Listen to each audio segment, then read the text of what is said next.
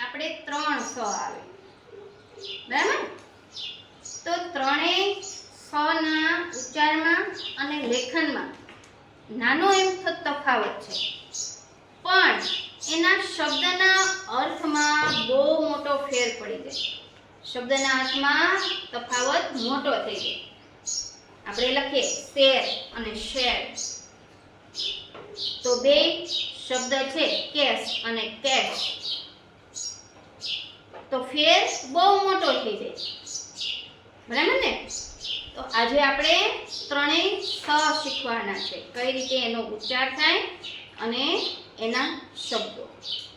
તો પહેલા આપણે લઈએ કે સ, જેને આપણે સસલાનો સ કહીએ ને, તો આ જ્યારે સ બોલે ત્યારે આપણી જીભ છે એ દાંતને અડે અને એનો ઉચ્ચાર છે એ સાધારણ રીતે એટલે કે સરળ રીતે થાય, ક્યાંય ભાર કે ખેંચાણ આવતું નથી. તો આપણે શબ્દો જોઈએ: સરસ, સરળ, પાસ, સાહેબ, सूरज, સૂરજ, सामग्री, સામગ્રી, मौसम, सोसाइटी, समाचार, હિસાબ, सरल, સરસ, બરાબર? તો ક્યાંય સ ને આપણે ખેંચતા કે મરોડતા નથી, એનો ઉચ્ચાર સરળ રીતે થાય. તો આ છે સ. જીભ છે એ દાંતની અડે, હા, એટલે એને દંત્ય કહેવાય. ચાલો હવે આ છે શ. જ્યારે આ શ બોલો ત્યારે આપણી જીભ છે એ તાળવે અડે. બોલો જોઈએ શ.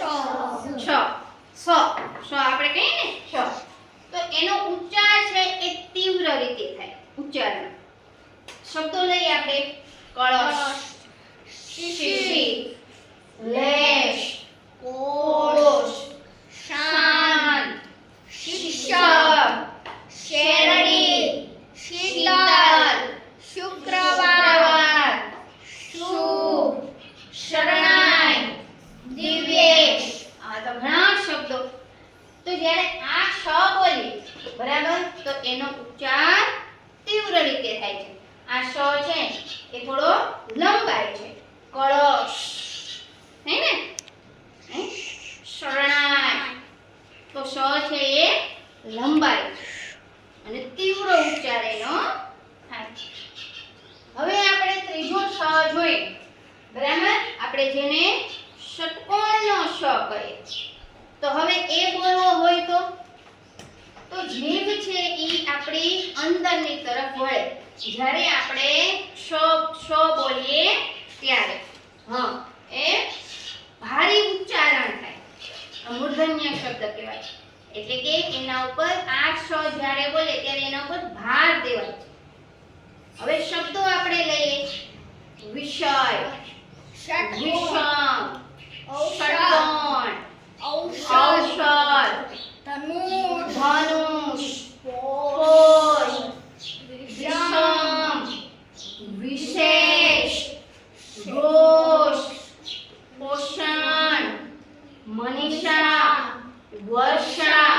જ્યારે આ જે શબ્દ શ આપણે બોલીએ ષટ્કોણનો, બરાબર, ત્યારે જીભ અંદરની તરફ વળે અને ઉચ્ચારણ છે શ ઉપર ભાર દેવાય છે. તો ત્રણેય આજે શું શીખ્યા? ત્રણેય સ. ઉચ્ચારણ બરાબર કઈ રીતે થાય અને ઉદાહરણ સાથે.